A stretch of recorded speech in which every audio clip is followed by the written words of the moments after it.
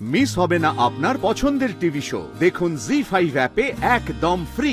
তুমি তোমার পরিবারকে ভালোবেসে যে সময়টা দেবে, দেখবে পরিবারের থেকেও তুমি সেটাই ফিরে পাবে। আমি বাড়িতে বসে টিউশন করছি, যেটা আমার খুব প্রিয় জিনিস। মৌসুমী ঘরে বাইরে একসাথে সামলাচ্ছে। হ্যাঁ দিদি।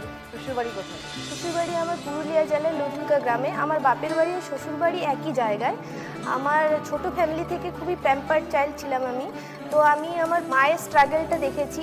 আমার মা হাউসওয়াইফ, আমার এক ভাই এক বোন, আর আমার ওখানে লাভ ম্যারেজ হয়েছে, সেখানে একই গ্রামের ছেলে। হাজব্যান্ড আমার সিভিল ইঞ্জিনিয়ার, সেহেতু ওকে চাকরি সূত্রে অনেক জায়গায় যেতে হয়েছে। হ্যাঁ, ট্যুর করতে হয়। তো সেই জন্যে আমাকে আমি বিয়ের পরই আমি কনসিভ করে গেছি। তারপরে আমাকে ওই 3 মাসের বাচ্চা নিয়ে একা যেতে হয় মুম্বাইয়ে। নতুন শহরে কি অসুবিধা হয়? হ্যাঁ, প্রচুর অসুবিধে হয়েছে দিদি। কিচ্ছু জানতাম না, রান্না করতে জানতাম না। গুগল দেখে, ইউটিউব দেখে নিজেই রান্না করতে চেষ্টা করেছি। এখন কলকাতায় এসে নিয়ে 2017-তে সেটেল হয়েছি। কিন্তু আমার হাজবেন্ড এখানে থাকে না দিদি, ও আসামে থাকে। আমাকে পুরোটাই এখানে ম্যানেজ করতে হয়। এখন কে আছে তোমার সাথে? এখন কেউ নেই, আমি আর আমার 2 মেয়ে। একা সামলাও কি করে এত কিছু? এই একা সামলানোটা দিদি এখন থেকে নয়, এখন তো মেয়েরা একটু হলেও বড় হয়েছে। তো স্কুলে নিয়ে যাওয়া, টিফিন করা, হ্যাঁ, সকাল থেকে দিদি ভোর 5টায় উঠতে হয় আমাকে।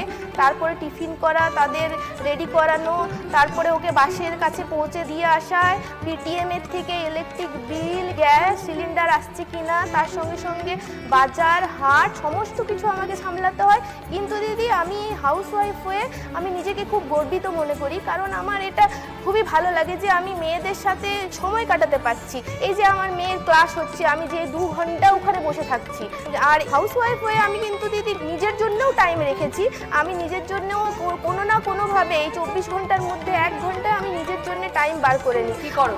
আমি ডান্স শিখছি, সিঙ্গিং ভালোবাসি, গানও করি, কুকিং করি। কুকিংটা হচ্ছে আমার মেন নেশা। সেই জন্য আমি ইউটিউবে একটা চ্যানেলও খুলেছি 1 বছর হলো।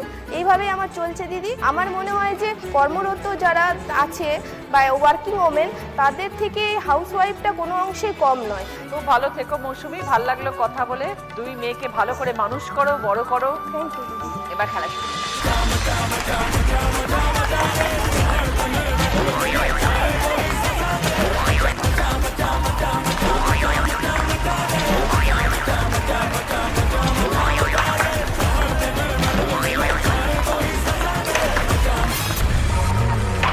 মৌসুমী 30 সেকেন্ডে 8টা দাঁত ফেলেছে।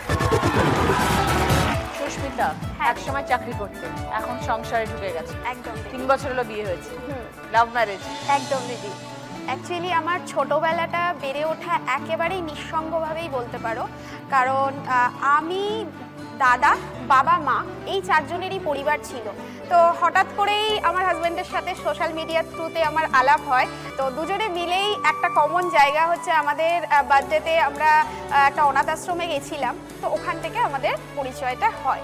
যখন জানলাম আমার শ্বশুরবাড়িতে দুর্গাপুজো হয়, তারপরে ওখানে জয়েন্ট ফ্যামিলি সবাই একসাথে, এমনকি বিয়ে বাড়ি হলে পরে 30-35 জন 15 দিন আগে থেকেই এসে থাকার ব্যবস্থা করে রাখতে হবে। সেইভাবে 2 বাড়ি থেকে কথাবার্তা হলো, 2 বাড়ি থেকে মতই ছিল, কোনো অসুবিধা হয়নি। তো গ্রামে গেলাম, গিয়ে ওখানকার পরিবেশ দেখে এত ভালো লাগলো। তোমার শ্বশুরবাড়ি? আমার শ্বশুরবাড়ি বর্ধমানের শাকটিয়া গ্রামে। এটা প্রত্যন্ত গ্রাম একটা বলতে পারো দিদি। তো যেহেতু কর্মসূত্রে আমাকেও ফিরতে হতো, ওকেও ফিরতে হতো, তো আমরা শিফট করলাম বারাসাতে। এবার চাকরির লাইফও চলছিল, ওটাও চলছিল। কিন্তু দিদি কোথাও গিয়ে আমার মনে হচ্ছিল আমি যেন মানসিক শান্তিটা খুঁজে পাচ্ছিলাম না। আমি যেগুলো চাইছিলাম, চাকরি করছি হচ্ছে 24টা ঘন্টাই আমার হচ্ছে চাকরির জন্য। সকালে ঘুম থেকে উঠে চাকরিতে যেতে হবে, তার জন্য প্রিপারেশন করা একা হাতে সমস্তটা। এবার টাইম মতন অফিসে পৌঁছানো। ওই যে অফিস রুমে ঢুকলাম সকালবেলায়, কখন যে সূর্য ডুবে চাঁদ উঠে গেল সেটা জানতেই পারলাম না ওই 4 দেয়ালের ভেতরে। বাড়িতে ফিরে প্রচণ্ড টায়ার্ড হয়ে যেতাম। নেক্সট ডে প্রিপারেশন করা, আবার অফিস যেতে হবে। আমার সার্কেলটা ঘুরতো ওই অফিস কেন্দ্রিক। তো নিজেদের যে married life, new married life, even তোমাকে বলি দিদি, আমাদের বিয়ের 1.5 বছর পর আমরা দুজনে ছুটি ম্যানেজ করে হানিমুনে যেতে পেরেছি। ছুটি নেই এইরকম। তো কোথাও গিয়ে মনে হচ্ছিল যে এবার মানসিক শান্তিটা আমার প্রয়োজন। তখন তুমি চাকরি ছাড়লে? তখন আমি ডিসিশন নিলাম এবার আমি চাকরি ছাড়বো। তখন তোমরা বারাসাতে থাকো? তখন আমরা বারাসাতে থাকি। তো এই 1 বছর হলেও প্রায় দিদি আমি চাকরিটা ছেড়ে। হাজবেন্ড কি করে? ও চাকরি করছে, আমি বাড়িতে বসে টিউশন করছি, যেটা আমার খুব প্রিয় জিনিস। আর যেহেতু বাড়িতে দুর্গাপুজো হয় বা অনুষ্ঠান হয়, ওগুলোতেও আমি খুব ভালোভাবে এখন পার্টিসিপেট করতে পারি। এখন চিন্তা হয় না যে কালকে অফিসের ছুটিটা পাবো কিনা, মেইল করতে হবে। তো মাঝে মাঝে গ্রামে যাও? হ্যাঁ, গ্রামে যাই। আর খুব তাড়াতাড়ি ইচ্ছা আছে দিদি যে শ্বশুর শাশুড়ি মাকে আমার কাছেও নিয়ে আসবো। ওরা এখন একটু আমার উপর ভরসা করছে যে আমি সংসারটা করতে পারবো।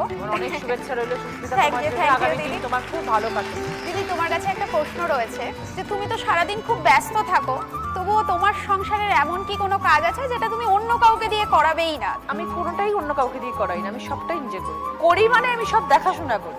আমি ভীষণ পিটপিটে। আমার বাড়িতে আমার জামা কাপড় সব কিছু পাটে পাটে থাকতে হবে, এদিক ওদিক পড়ে থাকে না, কোনো জিনিস নোংরা হয়ে থাকবে না, কোনো জিনিস এদিক থেকে ওদিকে সরালে আমি দেখে নেবো ওদিকে আমার ঘরে ঢুকেছিল। তো আমার এইসব ব্যাপারগুলো আছে। Start. Nail polish, nail polish, বাসন, বাসন, সীতাহার, সীতাহার, তো তো টোটো, টোটো, নূপুর, নূপুর, নুপুর, নুপুর। প্রিয়াঙ্কা, এক সময় সংসার করতে চাইতে না, না সেখান থেকে সুন্দর করে গুছিয়ে সংসার করা, কেমন ছিল ব্যাপারটা? দিদি, আমি ছোটবেলা থেকে জয়েন্ট ফ্যামিলিতেই বড় হয়েছি। আমার দাদু, ঠাকমা, পিসি সবাই একসাথেই থাকতাম। আমি আমার মাকে দেখি যে আমার মা জয়েন্ট ফ্যামিলিতে থেকে সবার জন্য ঘুম থেকে উঠে প্রচণ্ড পরিশ্রম করত। মাকে দেখে না একটা জিনিস মনে হতো যে সংসার তো সবাই করে, কিন্তু আমাকে নিজের পায়ে দাঁড়াতে হবে, আমাকে কিছু করতে হবে, তারপরে আমি সংসার করব। কিন্তু হয় না যে জীবনে কিছুটা দিন চলে গেল, ভালোবেসেই আমি বিয়ে করেছিলাম। তো বিয়ে করার পর আমার হাজব্যান্ড কিন্তু MA করিয়েছিল, বিয়ের পর বিএড করিয়েছিল। কিন্তু আমার হাজব্যান্ড একটা কথাই বলতো যে অর্থ দিয়ে সব কিছু হয় না, তুমি তোমার পরিবারকে ভালোবাসো, তুমি তোমার পরিবারকে ভালোবেসে যে সময়টা দেবে, দেখবে পরিবারের থেকেও তুমি সেটাই ফিরে পাবে। মানে বেবি হওয়ার পর আমি আর নিজের জন্য কোনো সময়, আমার নিজের জন্য কোনো সময় রাখতেও ইচ্ছা করে না, কারণ দুটো জমজ। হ্যাঁ, আমি নিজে মানে খাওয়ার সময়টাও পাই না। ওদের মুখের দিকে তাকিয়ে আমার এটা কখনো মনে হয় না যে আমি নিজের জীবন থেকে কিছু স্যাক্রিফাইস করছি। ওদের হাসি মুখটা যখন আমি দেখি, আর ওরা এখন একটু একটু কথা বলা শিখেছে যে আমি সংসারটাকে ভালোবাসি। আর হাজবেন্ড বাইরে আছেন? হাজব্যান্ড বাইরে আছে। তোমার সাথে কে কে থাকেন? তোমার পরিবারে কে কে আছে? আমি, আমার 2 বাচ্চা আর আমার শ্বশুর আর শাশুড়ি। আচ্ছা, তার জন্য তো অনেক দায়িত্ব, শ্বশুর শাশুড়িকে দেখা, বাচ্চাদেরকে দেখা। হ্যাঁ হ্যাঁ, অনেক দায়িত্ব। আর আমি সেই জায়গা থেকে দাঁড়িয়ে পুরোনো চিন্তা ভাবনাটা পাল্টে ফেলেছি। পরে যদি আমি কখনো সুযোগ পাই তখন আমি, তখন তোমার বাচ্চারা একটু বড় হয়ে যাক, হ্যাঁ, তারপরে আমার হবে। বাচ্চারা একটু বড় হলে তখন আমি, একদম। দেখতে দেখতে দেখবে কত বড় হয়ে গেল বাচ্চারা, সময় কি তাড়াতাড়ি চলে আমি যায়। ওদের হাসি মুখটা দেখলে সবকিছু ভুলে যাই। খুব ভালো থেকো প্রিয়াঙ্কা, সবাইকে নিয়ে। অনেকগুলো অক্ষর দেখো এলোমেলো ভাবে আছে, সবগুলোকে সাজিয়ে একটা অর্থপূর্ণ শব্দ বানাও। এবার বলো প্রিয়াঙ্কা। ছানার জিলিপি। যার স্কোর সব থেকে বেশি সেই আজকে উইনার। আজকে দিদি নাম্বার 1 প্রিয়াঙ্কা হালদার বড়াই, 76 পয়েন্টস। জি5 ডাউনলোড করুন আর সব এপিসোড দেখুন একদম ফ্রি।